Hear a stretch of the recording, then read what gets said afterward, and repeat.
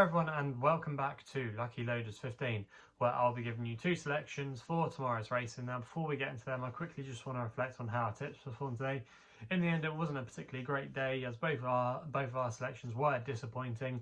My nap was Sam Barton at Market Raising, and in the end he just didn't have the gears to go through with it. He was travelling okay, I thought he jumped okay on the whole, but when they were just winding up the race with the Edgar Wallace, in the end he just wasn't able to sustain the gallop, and he weakened quite tamely in the end, so that was a bit frustrating there. And the same can be said really with my next best, Pavlovsky. In the end he just wasn't able to live with Amarillo Sky, but in a very good round of jumping and was able to dictate things from the front. Pavlovsky was just happy to take a lead today, which probably went against him, but to be fair, I just think he was completely outclassed and is probably one for another day. So yeah, that was frustrating there, but that's the way it goes sometimes. But hopefully we can bounce back and be in the winners circle for you tomorrow. And like I said at the top of the video, two selections for tomorrow's racing, and we're going to be going to Ascot for the first one of them, where we're going to go with my nap in the 240 with a horse called Captain Morgs for Nico de Boinville and Nicky Henson, currently available at 11-4, and I'm going to recommend a 1 point win bet here. Now I think this horse shaped with promise last time out when he finished third at Cheltenham. That form has actually worked out not too badly, because the fourth place horse, Art Approval, was a very cosy winner last week at Cheltenham when landing a gamble, so that looks like a good piece of form, and he's going to be running off the same mark of 125, which I definitely think's a workable mark. He won here on his seasonal reappearance last year when he beat the Chris Gordon horse called Annual Invictus, who looks like a smart horse moving forward. He ran well in some decent handicaps. He finished fourth in the Betfair Hurdle. He looks like he could be a smart novice chaser moving forward this year. But yeah, Captain Morgs of a mark over 125. I think he's got decent claims in this race.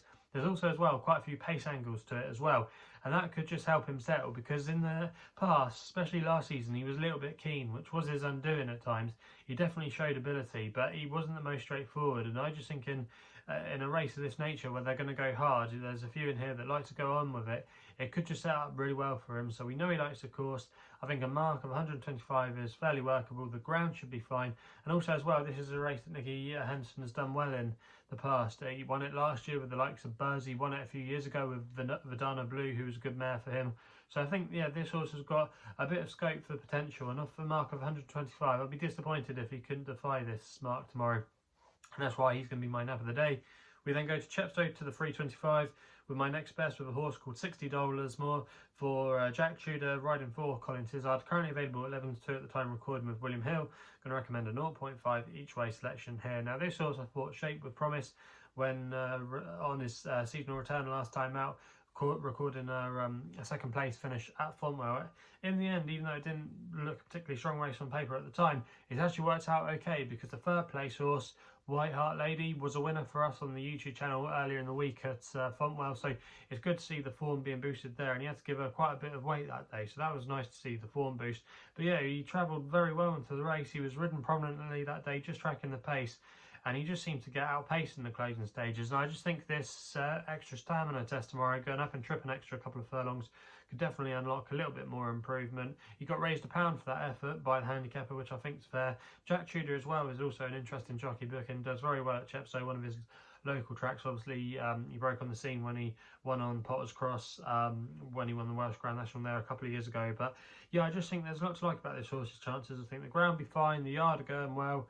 Quite a few things to like about this horse's chances tomorrow, and I think he's, like I say, got a bit of untapped potential and a bit more scope to improve. So yeah, he's going to be my next best of the day tomorrow, and I'll be disappointed if he can at least be competitive. So yeah, they're going to be the two selections for tomorrow's racing. So if you're still enjoying these videos, remember to hit the thumbs up button and subscribe here to my YouTube channel at Lucky Loaders 15. If you want to follow me on social media, Twitter is the place to do so, where my handle is at Lucky Loader 15. And if you want to find out a little bit more about myself, my website is www.chrisloaderracing.co.uk. So please go responsibly. Hopefully we can have some winners for you tomorrow, and we'll be seeing you soon.